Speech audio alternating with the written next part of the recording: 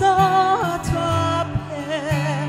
Je viens dans ta présence, le cœur assoiffé de toi. Je m'attends à toi, je m'attends à toi, Père. Je viens dans ta présence, le cœur assoiffé de toi. Je m'attends à toi, je m'attends à toi, Père. Je viens dans ta présence, le cœur assoiffé de toi. Je m'attends à toi, je m'attends à toi, Père. J'ai tant besoin de toi seul, de toi seul. J'ai besoin de toi. Tant besoin de toi. J'ai tant besoin de toi, Père, de toi seul. J'ai besoin de toi. Je viens dans ta présence. Je viens dans ta présence. Le cœur amoureux de toi. Je m'attends à toi. Je m'attends à toi, Père. Je viens dans ta présence. Le cœur amoureux de toi. Je m'attends à toi. Je m'attends à toi, Père. J'ai tant besoin de toi seul, de toi seul. J'ai besoin de toi.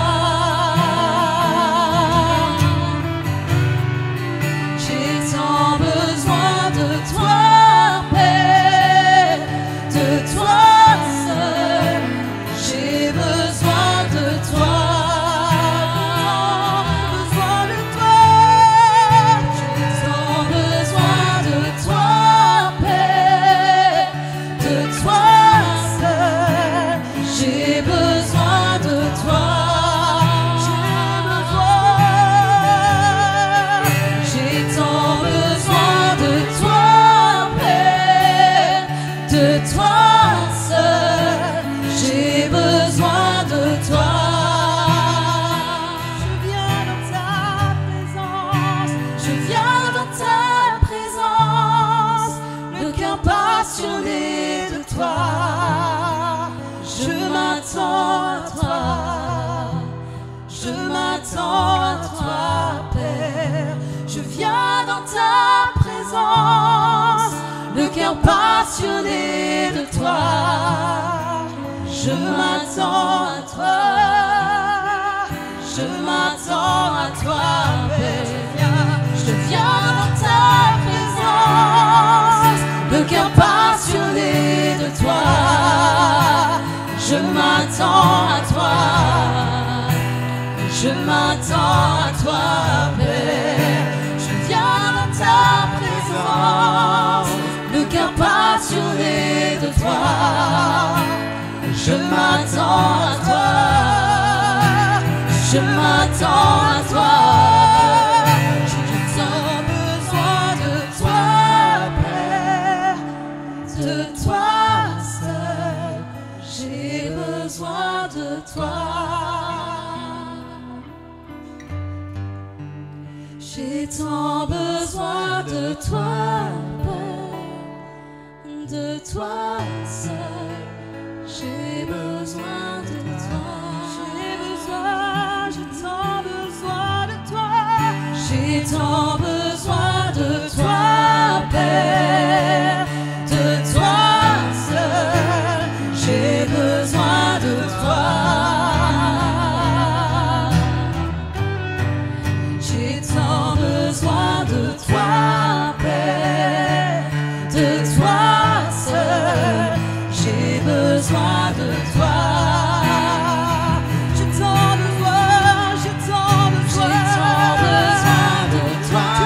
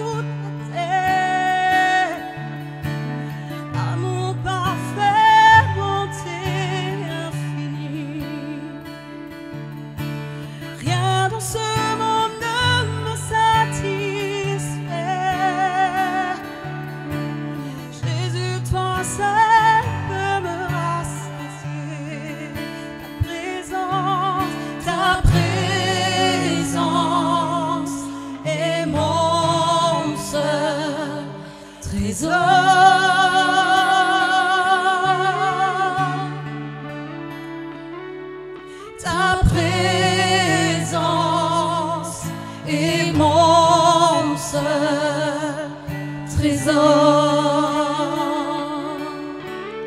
Trésor de mon âme, trésor de mon âme et de mon cœur. Dans ma faiblesse, tu es bienveillant. Rédempteur de mon passé, de mes fautes. Chacun de mes jours est dans tes mains. Ta présence est mon seul trésor.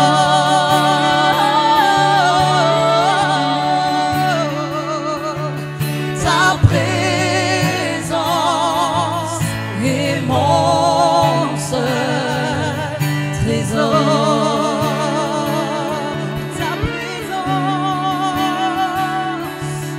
Ta présence est mon seul trésor.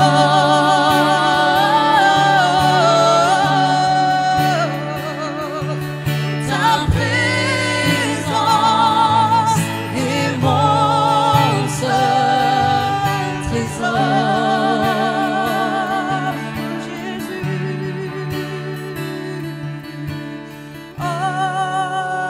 Jésus. Oh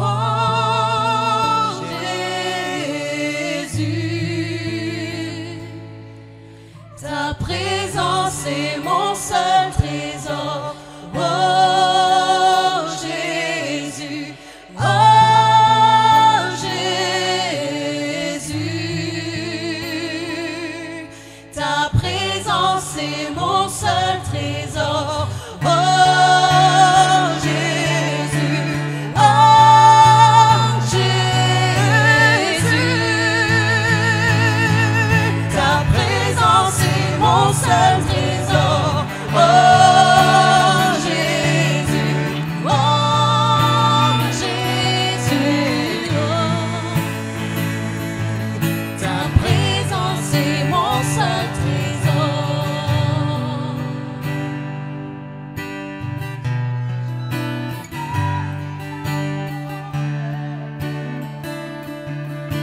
Ce jour je te verrai face à face. Rien dans ce monde ne me satisfait. Jésus, toi seul peux me rassasier. Ta présence est mon seul trésor. Oui, Jésus. Ta présence est mon seul trésor. Encore une fois, ta présence. Ta présence est mon seul trésor.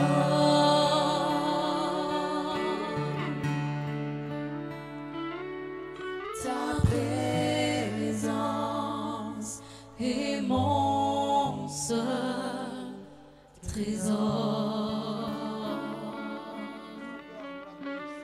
Alléluia. Amen.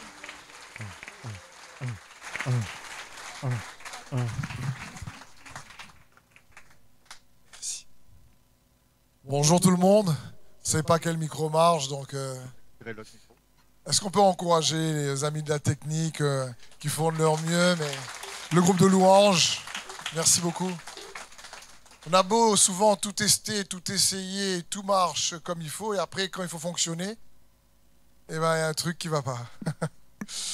Mais merci donc pour votre aide et merci à chacun. Est-ce que vous êtes prêts pour sa parole? Alors, je ne sais pas si tu connais ton voisin ou ta voisine à côté de toi, mais si tu peux juste lui dire bienvenue. Peut-être que tu as déjà dit, ben, tu peux redire, peut-être que tu n'as pas dit. Et moi, j'aimerais aussi dire bienvenue aux frères et sœurs, à ceux qui nous regardent sur Internet. Merci de prendre ce temps pour vous connecter à l'Église Destinée. Alors, ça fait longtemps que je n'avais pas commencé une série. Ça fait un moment qu'on fait un peu un message vraiment, on va dire, à propos, à chaque fois en fonction de la semaine. Mais j'ai eu à cœur, depuis quelques jours maintenant que je prie, de recommencer une série parce que des fois on a un message, on ne peut pas tout voir, on ne peut pas assez approfondir et il est bon d'essayer de balayer un maximum pour que nous puissions être des enfants de Dieu équipés pour toutes sortes d'œuvres bonnes, nous dit la parole de Dieu.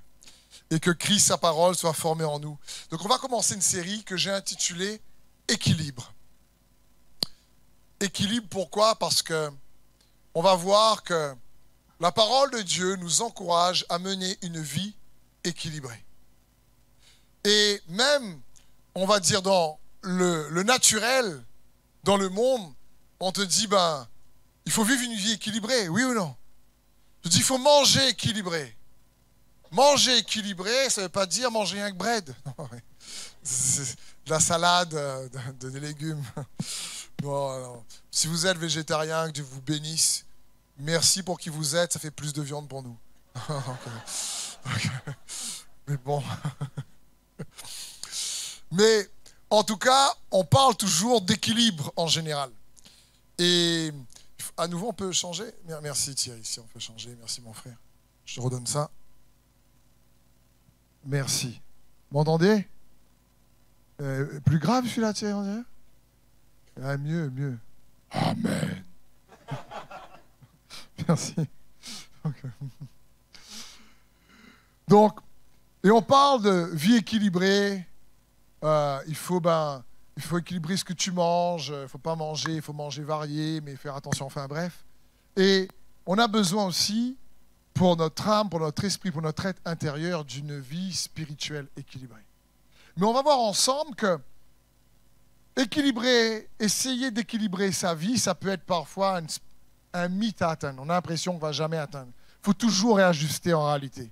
C'est difficile de pouvoir avoir une vie pleinement équilibrée. Ça dépend des saisons, ça dépend des situations. On est tous uniques et variés. Mais j'aimerais juste que nous puissions être encouragés au travers de sa parole pour tendre vers une vie équilibrée en Jésus-Christ. Parce que je comprends que savoir équilibrer sa vie spirituelle avec sa vie professionnelle, avec sa vie personnelle, avec sa vie familiale, c'est jamais toujours facile.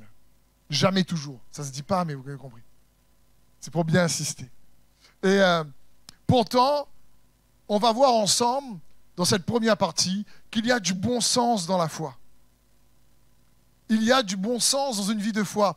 On pense souvent que lorsqu'on parle de foi, c'est un peu fou. C'est-à-dire, quand quelqu'un vit par la foi, eh ben, c'est un timbré, en général. On a souvent, parfois, ce genre d'image. Mais j'aimerais te dire qu'on va voir ensemble que marcher par la foi, ben, il y a du bon sens dans la foi. Et il est bon pour nous de réaliser cela. Pourquoi on cherche à avoir une vie équilibrée? En général, on cherche à avoir une vie équilibrée pour que notre vie soit plus agréable, en meilleure santé quand c'est dans le naturel. Et pareil pour le côté relationnel. Ce n'est pas facile d'équilibrer tous ses besoins. Les besoins de servir à sa famille, les besoins d'être bien soi-même, les besoins d'être bien dans son corps, les besoins d'être bien dans ses émotions. Donc quelqu'un qui prend jamais soin de soi-même, ça peut créer un déséquilibre, parce que comment aimer les autres si tu t'aimes pas toi-même? Mais quelqu'un qui prend trop soin de lui-même est peut-être égocentrique, parce qu'il prend trop soin de lui-même, pas assez soin des autres. Bref, équilibrer tout ça, c'est pas évident. Et pourtant, le Saint-Esprit est là et il est capable de conduire chacun d'entre nous pour que nous puissions, en tout cas, vivre une vie qui soit la plus agréable possible, malgré les défis, malgré les difficultés, malgré les conflits. C'est possible.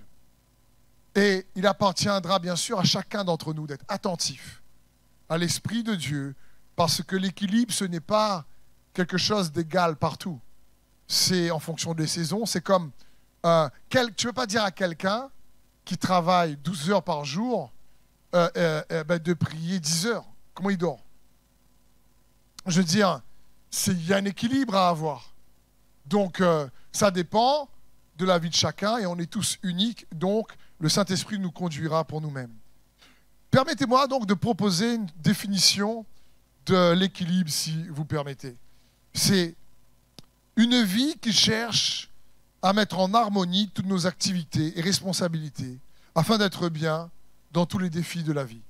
Mais on va voir que l'équilibre, ce n'est pas une question d'équilibrer notre planning ou nos activités en réalité. C'est une question, l'équilibre commence à l'intérieur de nous. Commence dans ton cœur. Commence dans ton âme. Jésus était l'homme le plus équilibré que la terre ait porté. Il arrivait à vivre en étant le lion de Juda et l'agneau. Il arrivait à vivre en étant l'alpha et l'oméga.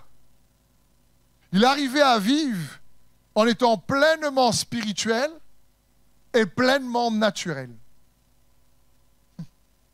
Jésus était capable de naviguer en des extrêmes et de savoir quelle était la mesure qu'il fallait donner au moment donné. Et pour nous, c'est bon de imiter Jésus, de regarder à lui. Dans 1 Pierre 4, au verset 7, il est écrit « La fin de toute chose est proche. Menez donc une vie équilibrée et ne vous laissez pas distraire afin d'être disponible pour prier. » Quel verset!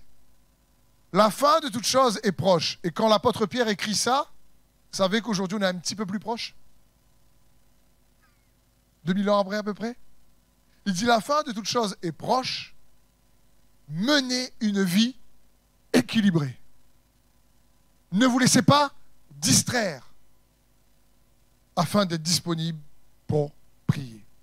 Et donc, c'était un peu l'introduction de cette série, parce qu'on va voir au cours de cette série comment faire pour tendre vers une vie spirituelle plus équilibrée, personnelle, familiale, essayer de voir le côté pratique aussi de la chose, voir le bon sens de la foi, ce que Dieu veut pour nous. Mais on va voir aussi dans cette série quel est l'équilibre entre la foi et les œuvres, entre le surnaturel et le naturel.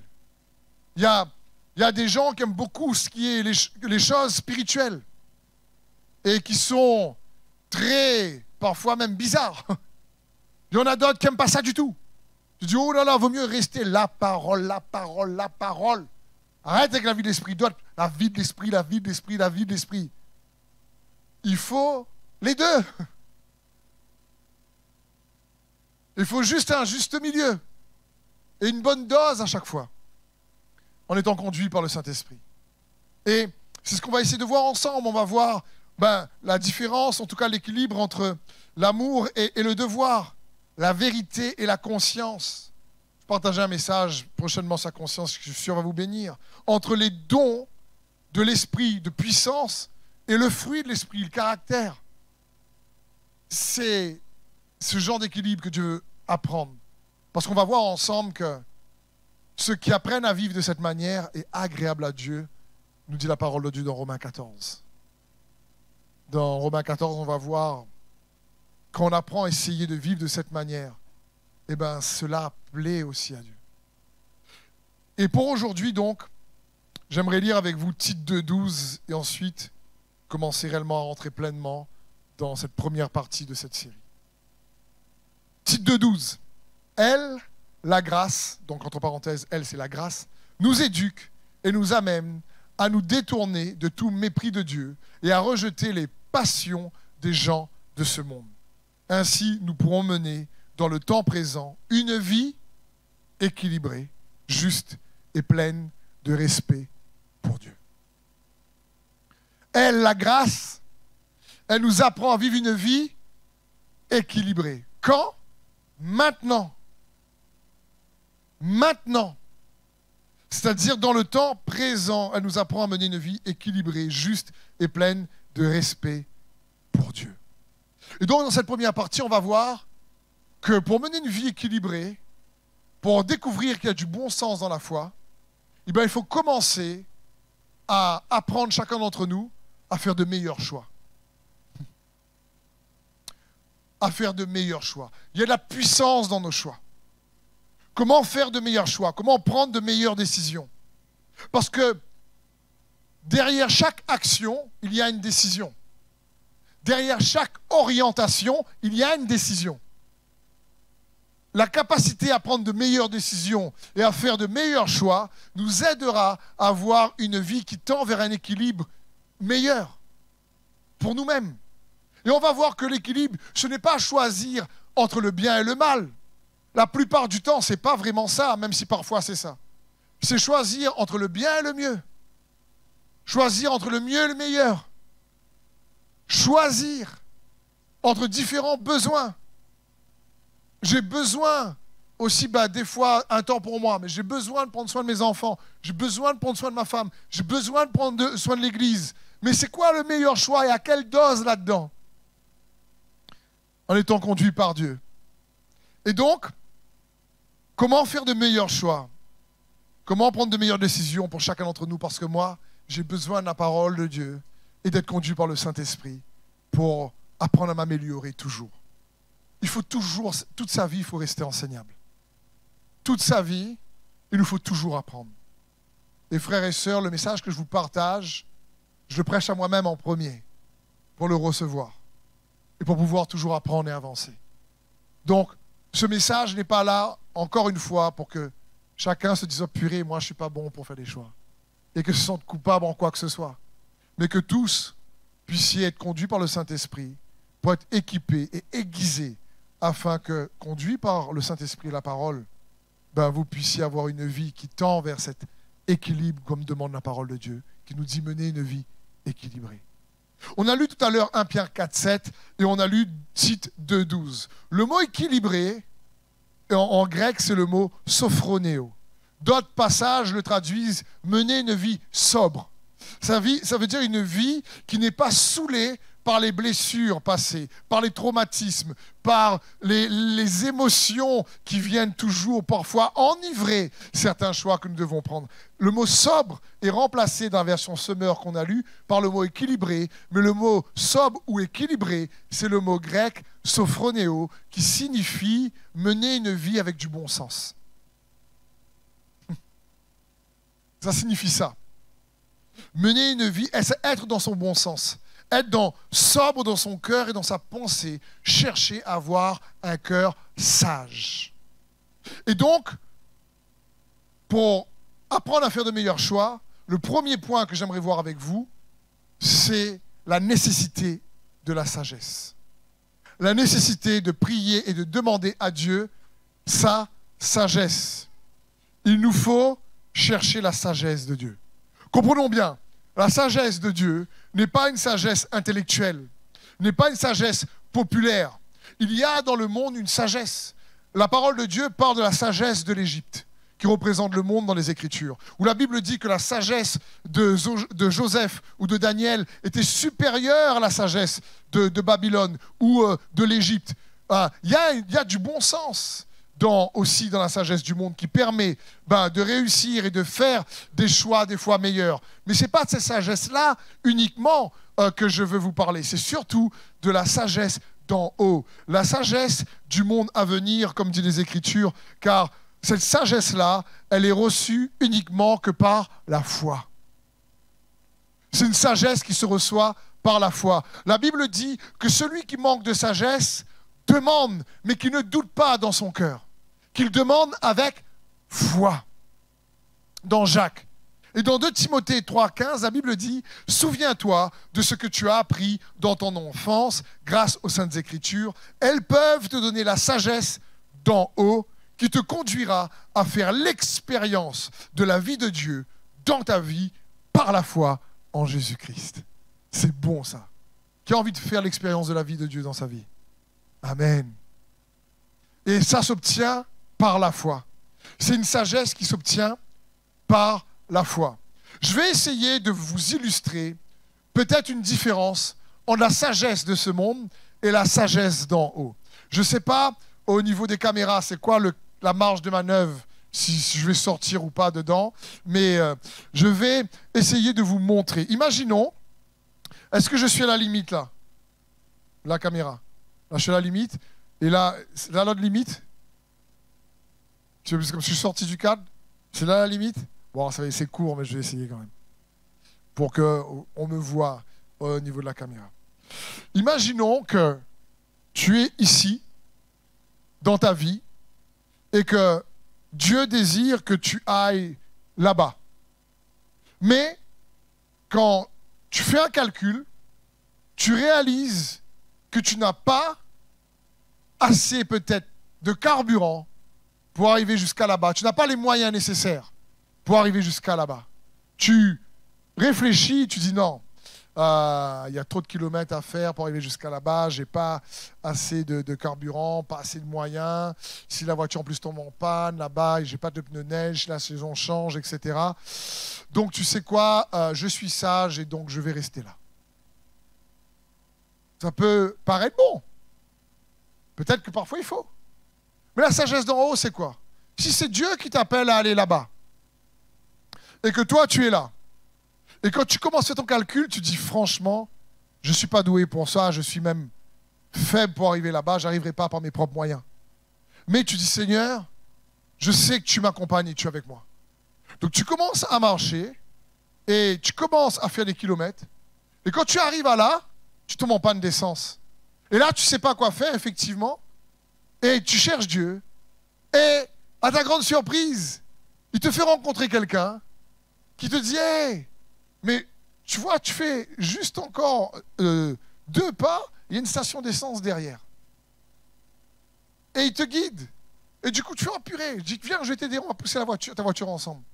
Tu pousses ta voiture, tu mets l'essence, et tu dis, waouh, je n'avais pas prévu ça, mais je ne m'attendais pas à ce que je rencontre quelqu'un et qu'il y ait une connexion comme ça. Hop, tu refais 2 pas. Et là, tu n'as plus de batterie. Ta batterie tombée en panne. Et là, tu n'avais pas prévu ça non plus. Tu as fait plus de 100 000 km. Tu n'as pas pensé à changer ta batterie. Tu n'es pas un garagiste. Et là, pareil, tu te dis, ben, comment je vais aller plus loin? Comment je vais aller plus loin? Tu n'es pas un mécano, excusez-moi, un garagiste. Ça ne se dit pas, mais vous m'avez compris. Donc, et là, tu arrives. Dieu, par sa bonté et sa grâce, tu pries et hop, il t'emmène quelqu'un qui te dit, ben, je suis garagiste, moi. J'ai même les câbles, les pinces pour réparer ta batterie. Et là, tu vois, il arrive, il emmène sa voiture, il a un booster avec des pinces et il recharge ta batterie. Et à nouveau, tu te remets à faire 2 pas. Et là, à nouveau, il y a un problème sur ta voiture, je sais pas, ton moteur pète, un peu d'échappement qui t'a largué, et puis tu te dis, mais comment je vais arriver jusqu'à la fin?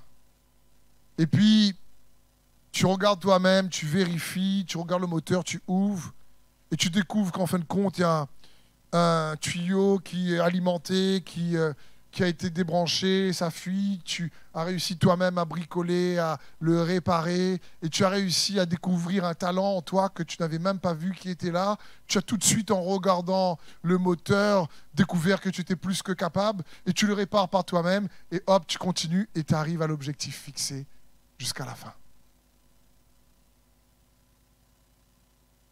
La sagesse d'en haut, c'est un peu ça. Je ne sais pas si je suis bien au milieu là. Merci. Tu sais que Dieu est avec toi. Et quand tu agis, tu vas avec lui. Tu lui fais confiance. Et tu te rends compte que, mon frère et ma sœur, il y a déjà en toi tout ce qui est nécessaire pour que tu deviennes ce que Dieu veut que tu deviennes et que tu puisses mener une vie équilibrée. Tu n'es pas arrivé sur terre et Dieu te dit, oh, il manque un boulon avec lui. Je ne dis pas ça. C'est pas... La Bible dit que nous sommes son ouvrage, ayant été créés en Jésus-Christ pour de bonnes œuvres qu'il a préparées d'avance. La sagesse d'en haut, elle est agissante par la foi. Elle te demande d'avoir la foi elle vient d'en haut. C'est quelque chose qui se fait avec la confiance en Dieu. Tu réalises que oui, tu n'as pas toutes les capacités, mais tu sais très bien que au lieu de laisser la peur te scotcher à un endroit, alors tu dis non, je vais y aller. Et tu ne sais pas qui tu vas rencontrer en chemin. Tu ne sais pas quelle connexion divine tu vas avoir. Tu ne sais pas quel talent tu vas découvrir dans toi-même. Et pourtant, si tu commences à marcher, tu vas commencer à devenir, à découvrir Christ en toi et les trésors qu'il a mis en toi. Et c'est ce que Dieu veut pour nous. La sagesse d'en haut, elle nous aide à faire des meilleurs choix, toujours. La Bible dit dans Proverbe 14:8, la sagesse de l'homme réfléchi lui fait discerner sa voie, mais la folie des insensés les égare. Il faut comprendre que quand tu as quitté le point de départ, tu as réfléchi quand même. Tu as fait, Seigneur, je sais que ça vient de toi. J'ai entendu, je suis convaincu que tu veux que j'aille là-bas. Et je sais que tu es l'Emmanuel, tu es avec moi. Je n'ai pas tout, mais je vais commencer à faire un pas. Et c'est toi qui vas m'aider à faire le reste. C'est dans ce sens. Vous savez, le Proverbe 14, verset 8 signifie que la sagesse de celui ou celle qui réfléchit, c'est-à-dire réfléchir, qui cherche à réfléchir, la sagesse de celui ou celle qui cherche à réfléchir, le mot réflexion, pas réflexion, le mot réfléchir à la lumière. La sagesse de celui ou celle qui cherche à réfléchir le cœur de Dieu dans ses choix va savoir quelle direction prendre.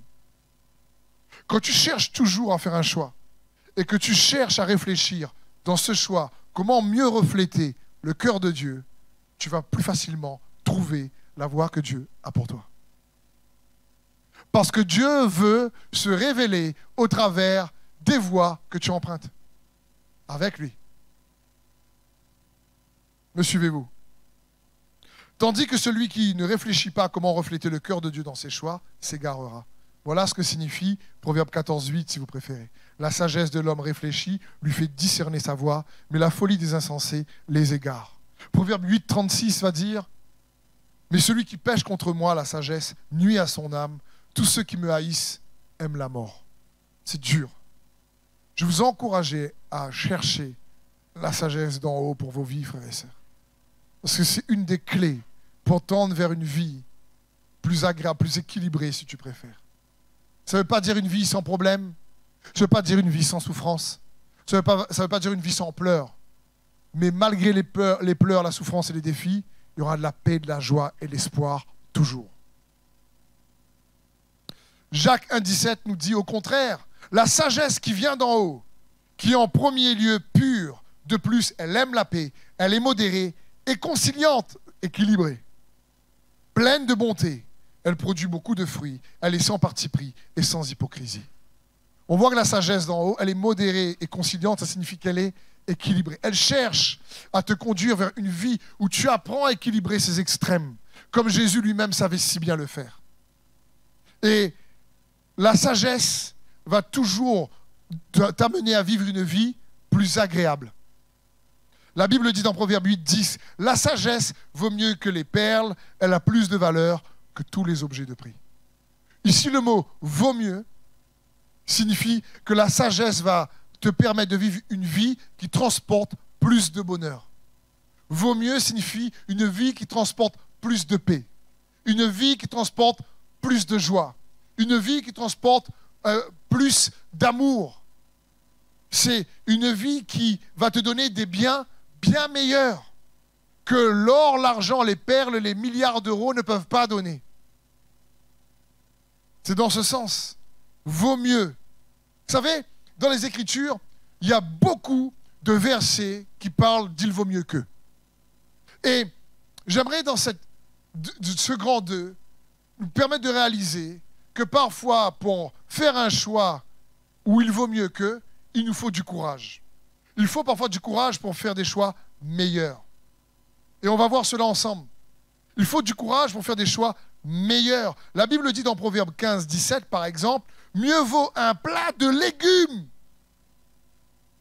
Je dis, pourquoi ce verset-là a été écrit?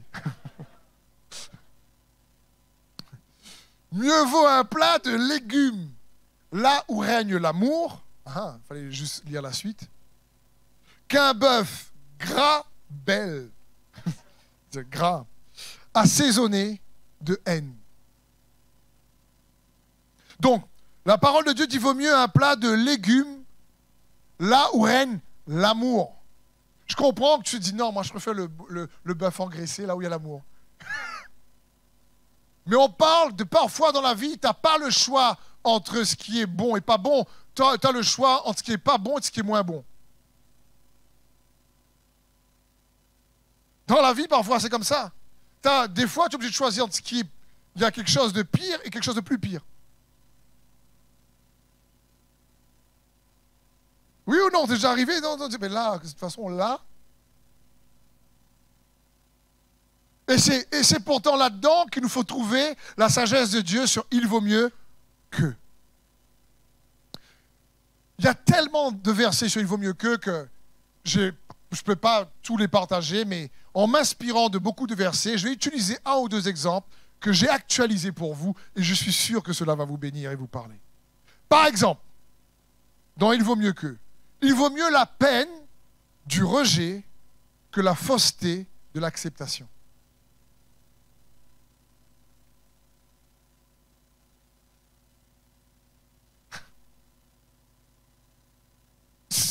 Il vaut mieux la peine du rejet que la fausseté de l'acceptation. Et là, il faut du courage. Parce que c'est un besoin d'être accepté. Mais parfois, on ne comprend pas que il vaut mieux ne pas être apprécié pour celui ou celle que tu es vraiment que d'être apprécié pour celui ou celle que tu n'es pas. Amen aurait été bien.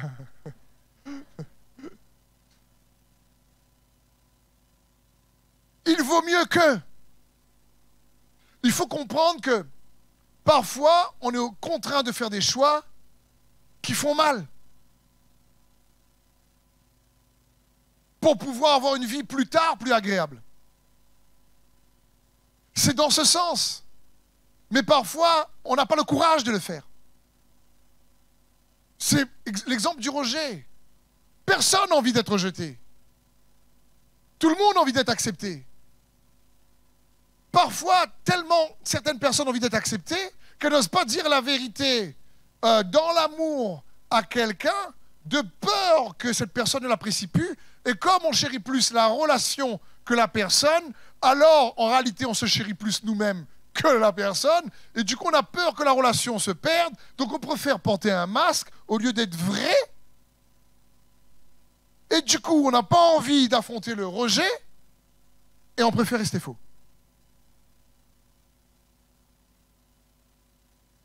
Enfin, ça arrive en général, sur Terre. Pas ici, pas ici. Pas vous, frères et sœurs. Moi, j'ai dû me battre des fois que ça, mais... Parce que des fois, c'est pas facile. Tu aimes les gens et tu as envie qu'ils t'apprécient. Mais c'est pas toujours réciproque. Jésus a fait que des choses bonnes pour les gens. Ils l'ont crucifié quand même.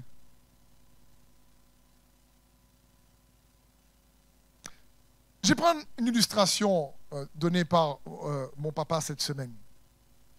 Alors, papa est courageux. La semaine dernière, il coince son pouce dans la porte de la voiture. Son pouce devient bleu, noir, le sang gangréné, le pouce vient belle, c'est-à-dire gros. Et il me dit... Steve, quand je suis arrivé là, à la maison, là, j'avais une douleur dans mon pouce. Il m'explique l'histoire avec un ami qui est là avec moi, qui écoute papa raconter son histoire de son pouce. Cet ami n'est pas à l'église, ne vient pas à l'église, pour vous chercher pas dans un instant qui c'est. Et il est en train de nous raconter son histoire et il dit, mais tu sais, ça me faisait tellement mal, au lieu d'aller au médecin là. J'avais un ami médecin qui m'expliquait, et c'est pas la première fois que ça arrive, comment il faut faire avec ça quand c'est comme ça, pour pas que la douleur perdure. J'ai pris un trombone, j'ai chauffé le trombone au feu, est venu rouge, et j'ai fait 3 trous dedans, j'ai appuyé dessus, le sang giclé noir, ça m'a fait vraiment encore plus mal sur le coup. Mais après, c'était bon. Je dis parce que j'avais pas envie de traîner mon pouce pendant 15 jours, dormir avec le pouce en haut comme ça, faire attention, etc. Je dis, papa, Je dis, tu vois un médecin? Non! J'ai un camarade médecin qui m'a dit ça. Je dis, c'est drôle de camarade, mais bon! Solution vieux moon, comme ils disaient avant. Sûrement. Les personnes d'avant, quand ils n'avaient pas de médecin. Et du coup, il est en train de raconter ça. Et l'ami qui est là, il fait, ah ouais, t'es oulala, dit Monsieur Rivière, oulala, jamais je pourrais faire ça, mais pendant 15 jours, je mets mon pouce en l'air comme ça. Je mets mon pouce en haut comme ça. Non, non, non, non. Et puis, mais moi, je connais la situation personnelle de cet ami qui écoute là. Et tilt, je l'écoute et je lui dis, hé, tu trouves pas que ça c'est une métaphore pour ta vie? C'est quoi une métaphore?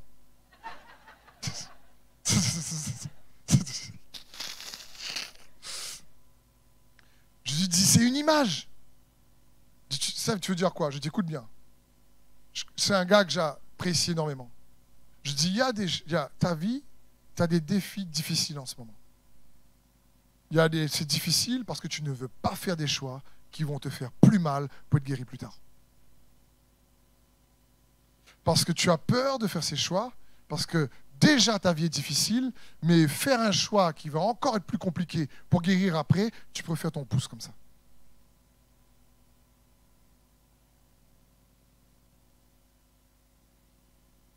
Et là, il a moins ri. Mais j'ai dit, écoute, on se connaît bien. Quand tu as un ami, je cherche à ce qu'il soit bien. Quand je dis ça, je sais qu'il peut me dire, Steve, là, franchement, je sais que j'ai accès aussi à son cœur, vous comprenez? Je ne me serais pas permis si je n'aurais pas accès non plus. Mais là, je lui dis ça, parce que je lui dis, tu traînes une vie compliquée depuis plus de 10 ans. Parce que tu ne veux pas chauffer le trombone, quoi. Bon, faites pas ça chez vous, hein. Allez voir un médecin. Merci Seigneur pour les médecins. Mais ce que je veux vous dire, c'est que parfois, guérir fait mal. C'est pour ça qu'il y a des gens qui ne guérissent pas. Parfois, guérir fait mal. Et du coup, on se dit, oulala, j'ai déjà assez eu mal comme ça, donc non. Je prends un autre exemple. Imaginons un couple qui malheureusement divorce ou se sépare, et l'homme ou la femme de ce couple, 5 ans après, il a toujours gardé les vêtements, l'album photo, il est là, toujours en train de regarder le conjoint d'avant, et il a toujours mal, c'est une séparation, il dit, tu te souviens, mais ça c'était les belles années de ma vie, aujourd'hui, tu sais, c'est dur de trouver quelqu'un, c'est compliqué, parce que tu vois, c'était déjà difficile cette séparation, donc j'en peux plus, etc. C'est pas évident. Et tu dis, pourquoi tu gardes ça? Ça me permet, si tu veux, de me rappeler ces bons moments, etc. Et quand tu dis à cette personne, mais attends, si tu veux aller de l'avant, si tu veux rencontrer quelqu'un, à mon avis, c'est un conseil, tu fais ce que tu veux, mais sépare-toi un petit peu de ces choses qui t'attachent à ton passé comme ça. Et là, ça fait mal. Parce que guérir fait mal. Parfois. Ça demande de faire des choix courageux. Qui sont sages en disant, Seigneur, je le fais parce que je sais qu'aujourd'hui ça fait mal, mais tu sais quoi? Je sais que tu es mon consolateur. Saint-Esprit, tu es le consolateur. Donc si j'ai la force de le faire, c'est parce que je suis confiant que tu vas venir me consoler. Et il vaut mieux qu'il y en a plein dans la parole de Dieu. Il y en a beaucoup. Mais je vais prendre juste cet exemple de il vaut mieux que vous puissiez réaliser que c'est comme quand quelqu'un a déboîté, je ne sais pas, son épaule. Pour le remboîter, là, il va douiller. Du verbe douille. Du verbe, ça va faire mal, quoi.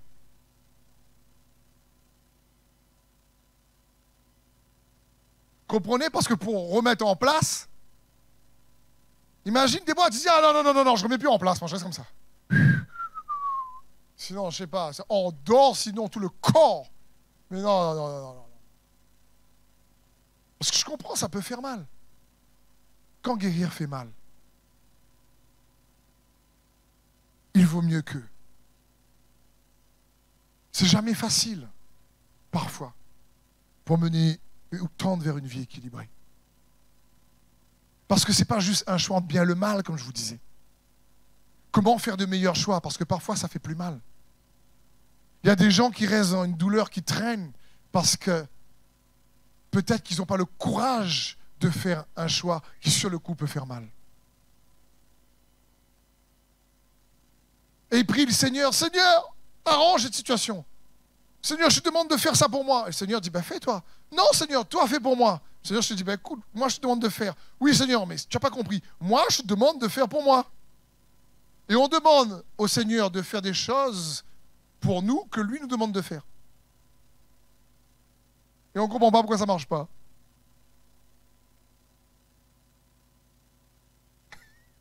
Amen. Bien sûr, je vous aime de l'amour de Jésus-Christ. Hein. Je vise personne. Hein. Je vise personne. J'ai certains qui me regardent comme ça. Je vise personne.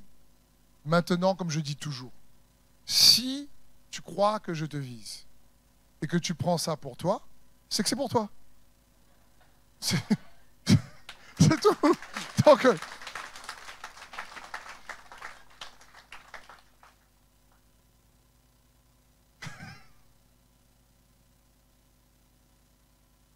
vous connaîtrez la vérité vous rendra libre. Le problème, c'est qu'il n'a pas juste rajouté que des fois connaître la vérité fait mal.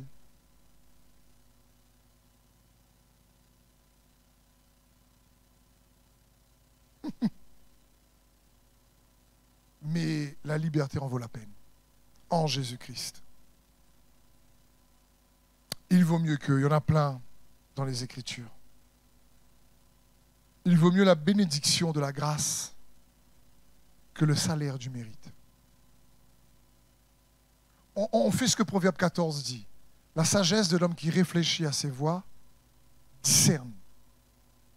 Et donc là, essayons de réfléchir. On a réfléchi un instant ensemble sur il vaut mieux la peine du rejet que la fausseté de l'acceptation. Et j'ai essayé de creuser pour faire comprendre qu'on est souvent piégé dans les propres situations parce qu'il nous faut du courage pour faire ses choix. Et des fois, on ne les a pas. Pourquoi on ne l'a pas? Parce qu'on a oublié qu'il est le consolateur. Et qu'il est celui qui restitue, qu'il est notre rédempteur. Qui redonnera pour cette personne qui regarde ses photos, en réalité, un meilleur conjoint, une meilleure conjointe. Pour celui qui n'arrivait pas à se détacher, par exemple. Que tu fais confiance au Seigneur. Il restitue, il rétribue, il rachète. Mais ici, un autre exemple, mieux vaut la bénédiction de la grâce que le salaire du mérite. Ça signifie quoi? Vous savez, on aime recevoir les bénédictions quand on mérite. On est des êtres qui fonctionnent en général au mérite. Le problème, c'est que la grâce de Dieu ne se mérite pas. Le mot grâce signifie faveur imméritée. Et donc, on a du mal à recevoir sa grâce quand on fonctionne au mérite. Et ça, c'était un problème au départ que j'ai dû gérer dans mon cœur. Parce que Seigneur, là, j'ai prié beaucoup, là. Et là, franchement, j'ai prié, j'ai jeûné. Là, il faut que j'ai la percée. La percée ne vient pas. Tu pries, tu jeûnes pour une situation, et c'est l'opposé qui se produit.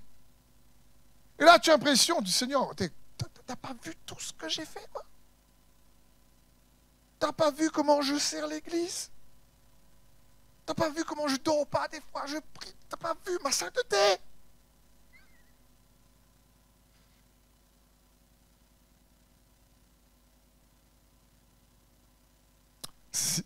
Personne ne peut être sauvé par ses mérites. C'est une grâce que Dieu nous a offerte parce que Jésus mérite. Parce qu'il est mort et ressuscité. Et il vaut mieux la bénédiction de la grâce que le salaire du mérite. Maintenant, c'est un équilibre. Quelqu'un me dit, ah, je travaille pas, moi, la grâce. Allez, envoyez. Jésus. Laisse ma case, moi. Je reste chez moi. Donc Vous comprenez, il y a un juste milieu avec les deux. Mais quand vous regardez le peuple d'Israël qui est parti vers la terre promise, eh bien, quand ils ont récupéré les promesses dans la terre promise, ils ont reçu par grâce une terre qui était déjà cultivée, occupée par les géants. Les géants ont fait tout le travail pour eux. Ils ont hérité et non pas mérité la terre promise. Et les promesses de Dieu dans ta vie, elles s'héritent et non pas qu'elles se méritent. Ça ne veut pas dire justement qu'il ne faut pas rien faire. Si, il faut aller combattre pour déloger les géants et prendre ce que Dieu a pour toi. Et n'oublions pas, la terre promise, ce n'est pas au ciel, c'est sur terre. Il n'y a pas de géants au ciel. Il y a des promesses sur ta vie là. Et Dieu te donne la sagesse d'en haut, tout ce qu'il faut, il a mis en toi pour que tu oses aller les chercher. Par la foi. Et que tu puisses faire des choix agissant par la foi, avec courage, pour trouver des « il vaut mieux que ». Allez, pour terminer, je vais donner 10 conseils pratiques pour prendre de meilleures décisions. J'espère que cela va vous aider. Premièrement, quand tu désires prendre une décision, attention à la précipitation. Il y a plein de versets dans la parole de Dieu qui disent ça. Attention à la précipitation, attention même, notamment aux émotions. Tu sais, quand tu es en colère, prends pas de décision hâtive. Mais c'est comme ça, je m'en vais. Après, il faut réparer. Pardon. On fait tous ce genre d'erreur, donc vous ne vous sentez pas coupable, d'accord? Mais on fait tous ce genre d'erreur. On prend des décisions dans les émotions, en pleine colère, on boue. Nerve à moi. Je suis énervé. Et puis là, c'est pas bon. Ou même l'inverse, quand tu prends des décisions quand tu es trop joyeux. Je suis tellement joyeux, je te donne ma voiture. Prends ma voiture, Dieu est avec moi, Dieu est bon. Le Saint-Esprit est venu sur moi, il m'a touché la grâce. Et franchement, je sens dans mon cœur tout de suite qu'il faut que je te donne ma voiture. Prends! Après, quand le gars est parti avec ta voiture, tu es là, mais comment je rentre chez moi? Seigneur, c'est toi qui m'as dit! Hein? C'est toi qui as entendu, je me dis ça va. Après, tu vas voir personne. Je peux reprendre mon loto? Non, donner c'est donner, reprendre c'est voler. Dire attention à la précipitation, attention de toujours faire un choix quand émotionnellement tu es bouillant, que ce soit dans la colère, que ce soit dans la joie, et attends. Deuxièmement, prends le temps de parler avec Dieu et surtout de l'écouter. N'oublie pas que la prière, prier, ce n'est pas uniquement faire monter des requêtes vers Dieu, des requêtes. On m'a dit, Steph, tu ne dis pas requête, toi tu dis roquette. Je dis oui parce que moi, je ne mange pas de salade. Non, c'est pas vrai, là, pas la roquette. C'est pas ça, c'est pas ça. C'est pas ça, j'ai pas dit ça. J'ai pas dit ça. Je dis juste parce que moi, j'envoie des roquettes dans le camp ennemi. Je veux bien dire, c'est des requêtes. Mais prier, ce n'est pas que faire monter devant le trône de Dieu nos requêtes. Prier, c'est aussi une enquête. Prier, c'est aussi faire une enquête. Prends le temps de méditer sur tes voies. Prends le temps de parler à Dieu. Prends le temps d'écouter. Il va te donner. Parfois, tu vas prier, tu ne vas rien recevoir. Persévère. Puis tu vas avoir un indice. Et puis tu dois confirmer l'indice. Après, tu as un signe. Mais pour confirmer le signe, tu demandes un autre signe, comme Gédéon. Et après qu'il donne un signe, deux signes, tu veux vérifier si les deux signes sont bons. Tu vois un troisième signe.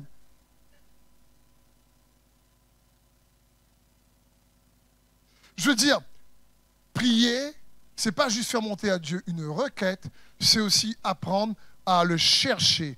Dieu dit, cherche d'abord le royaume de Dieu. Cherchez, vous trouverez. Chercher, c'est enquêter. C'est pour ça qu'il faut persévérer dans la prière et lui présenter nos circonstances et nos situations. Troisième conseil, pense toujours aux conséquences de « il vaut mieux que ». J'aime le dire, je l'ai déjà dit. On est libre de nos choix, mais on n'est pas libre des conséquences de nos choix. Une fois que tu as choisi une voie, C'est un choix. Tu as semé un choix comme une semence. Quand une femme ou un mari choisit de vivre avec telle personne, tu t'es libre de faire ce choix. Mais après, tu viens avec. Pour ça, tu dis, Seigneur, est-ce que c'est vraiment la femme de ma vie? Seigneur dit, ah ben, je sais pas, c'est toi qui viens avec. Non, c'est pas vrai, c'est pas vrai. Non, c'est une blague, c'était une blague. C'était une blague. C'était une blague.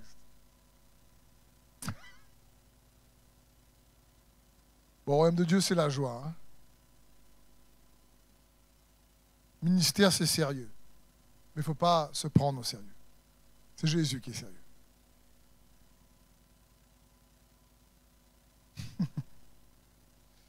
Il faut apprécier aussi juste de vivre. Donc c'est une blague. Je sais qu'il y en a qui n'aiment pas trop les blagues quand on prêche tout ça. Mais c'est pas grave, j'en fais quand même. Parce que chacun est différent. D'accord? Mais bref, il faut... Comprenons bien, quand tu fais un choix, d'abord tu formes un choix. Ensuite, ce sont les choix que tu as fait qui te forment. Soit les choix te transforment, soit les choix te déforment. Donc, réfléchis aux conséquences de tes choix. 4e conseil, renseigne-toi dans le domaine que tu recherches. Aujourd'hui, on a accès à l'information de manière incroyable et facile. Renseigne-toi dans le domaine que tu recherches un peu plus. Aujourd'hui, avec Google, c'est incroyable tout ce que tu peux apprendre en un instant. Donc, il est bon d'essayer également dans le choix que tu veux faire, d'éradiquer le maximum d'ignorance. 5e, cherche conseil auprès des gens qui sont marqués par la grâce de Christ dans le domaine. Des gens, pas tout le monde est un conseiller. Et on va voir aussi ça si on a le temps dans cette série. Pas tout le monde est un conseiller. Choisis un conseiller qui te rapproche de Christ, qui te pousse à devenir celui que tu es en Christ. Et pour ça, choisis des gens qui peut-être sont passés par là où tu es passé, mais que tu as vu l'intervention, la main de Dieu dans leur vie. Ils sont marqués par la grâce de Dieu là-dedans. Où ils s'y connaissent, où ils ont la victoire dans le domaine. Je veux dire, c'est intéressant. Donc, 6e, anticipe les obstacles, mais avec foi. Avec foi. Pas avec peur. Pas avec peur, avec foi. Les obstacles, il y en aura toujours. Des incertitudes, il y en aura toujours. La destinée, ton appel dans ta vie, ce n'est pas un chemin droit. Ça va faire comme ça. Mais des fois, tu montes, tu descends. Franchement, tu arrives, tu vois, si tu veux, un plateau là, mais tu n'avais pas vu, il y a un fossé à descendre là. Et là, tu te dis, oh non, il faut aller là-bas, mais il faut passer par là. Je n'avais pas vu ce détour. Mais tu sais, quand tu descends, que tu montes, ben, si tu travailles ton cardio, arrivé là-haut, ton mollet vient belle comme ça. Tu as gagné en muscle. Tu t'es musclé. C'est toi qui es gagnant d'avoir fait cet effort. Tu arrives là-bas plus costaud. Et c'est ce qui se passe dans l'esprit. Quand tu persévères, tu arrives à destination plus costaud. Donc, anticipe les obstacles mais avec foi. 7, démasque les peurs cachées dans ton cœur. Démasque les peurs cachées dans ton cœur. On en a tous. Sois honnête avec toi-même. Quelles sont les peurs là? C'est comme on ne peut pas construire un couple à partir de la peur.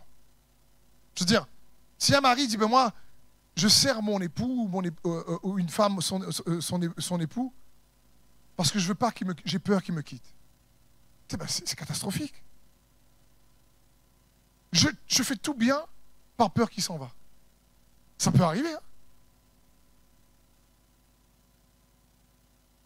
Démasque ce genre de peur-là. Fais parce que tu aimes. Tu aimes ton époux, tu aimes ton épouse. C'est dans ce sens. Et donc, c'est un conseil dans tes choix. Essaye de démasquer les peurs cachées dans ton cœur. 8e conseil, protège et arme tes pensées. L'apôtre Pierre va dire, armez vos pensées. La pensée est une arme. Je disais à la prière cette semaine, je dis aux frères et sœurs qui étaient là, je dis, n'oubliez pas, l'armure du chrétien dans Éphésiens 6, ce n'est pas juste une image, ce n'est pas juste une récitation. Je mets le casque du salut, la cuirasse de la justice, le bouclier de la foi, la ceinture de la vérité, les chaussures, le zèle de l'évangile et l'épée de l'esprit. Ah, moi là. C'est pas ça. C'est pas ça. C'est pas juste une récitation et on récite ça. On ne comprend pas que tous les aspects de l'armure, c'est une conviction qui t'arme. C'est une pensée en laquelle tu crois sur le salut, sur la justice, sur la vérité, sur le zèle de l'évangile de paix, sur la foi, sur l'épée de l'esprit. C'est parce que si tu déclares, tu dis, l'épée de l'esprit, c'est l'épée de l'esprit. Il faut que ça vienne de ton esprit, pas dans ta tête. Il faut que c'est ton esprit en communion avec le Saint-Esprit qui déclare, Seigneur, même si c'est dur en ce moment, tu me donneras la victoire. Même si mon mari ou ma femme est loin de toi, Seigneur, tu vas les ramener. Même si mes enfants sont loin de toi, tu vas les ramener. Seigneur, je déclare que ma famille est bénie en toi. Seigneur, je déclare que moi et ma maison, nous servirons l'Éternel. Seigneur, je lis toute attaque de l'ennemi. Seigneur, je crois que tu es avec moi. Seigneur, tu es l'Emmanuel. C'est dans ce sens. Je discutais avec un frère vendredi soir quand on a eu le culte sur Saint-Pierre, qui me disait, ça fait des mois qu'il cherche du travail. Il avait déjà pris son billet pour quitter La Réunion. Et il me dit, mais tu sais quoi? Tous les jours, je me battais avec le psaume 23. L'Éternel est mon berger. Je ne manquerai de rien. L'Éternel est mon berger. Je ne manquerai de rien. Voilà l'épée de l'esprit. Et vous savez quoi? Dieu lui a ouvert une porte phénoménale. Le billet est là maintenant pour rien. Bon, pas pour rien, il fera ce qu'il veut avec. Mais je veux dire, c'est ça. C'est l'armure du chrétien. C'est des convictions dans ton cœur qui t'arment. Quand la tempête arrive, tu es bien ancré sur ta conviction. Tu es bien enraciné sur une conviction vraie et juste qui te positionne. Oui, il y a le vent qui t'agite, mais tu ne tombes pas. Oui, tu courbes un peu, mais tu restes là. Et si tu tombes, la conviction te relève. C'est une conviction qui nous arme. C'est une manière de penser qui t'arme à avancer, à persévérer. C'est pour ça qu'il faut protéger et armer ses pensées. Neuvièmement, mesure le poids de l'intégrité et de l'amour dans tes choix. Mesure le poids. Quand tu fais un choix, est-ce que c'est vraiment d'abord intègre? Est-ce que le choix est agissant par l'amour? Est-ce que ce que je dis là, il y a une mesure d'amour dedans? Ou c'est plutôt une mesure peut-être de colère? Il y a quoi? Quand tu fais un choix, mesure la quantité d'amour, d'intégrité qu'il y a dedans. C'est possible. Par exemple, quand il y a un conflit, au lieu d'avoir raison parfois, pardonne. Parce que tu peux avoir raison, mais ne pas, par exemple, pardonner, c'est avoir faux aux yeux de Dieu. Ça ne veut pas dire que tu es d'accord sur tout. Mais quand tu vas donner le pardon, tu vas manifester une mesure d'amour. Et cet amour, là, elle va te libérer toi. Parce que le pardon ne libère pas les autres uniquement, surtout toi qu'elle libère. Parce que tu peux pardonner à quelqu'un qui s'en fiche de ton pardon. Le pardon, c'est d'abord pour toi. Si tu t'aimes toi-même et que tu es équilibré envers toi-même, tu pardonnes. Quelqu'un qui s'aime soi-même pardonne. C'est quelqu'un qui ne s'aime pas qui ne pardonne pas. Parce que quand tu ne pardonnes pas, tu sabotes toi-même ta propre vie.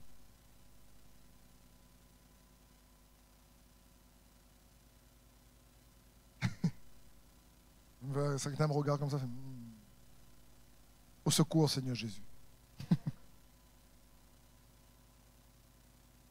Donc mesure. Essaie de mesurer le poids de l'intégrité, de l'amour. Et dernier conseil, pratique, pour essayer de faire de meilleurs choix et tendre vers une vie plus équilibrée. Confie tout ce que tu as au Seigneur.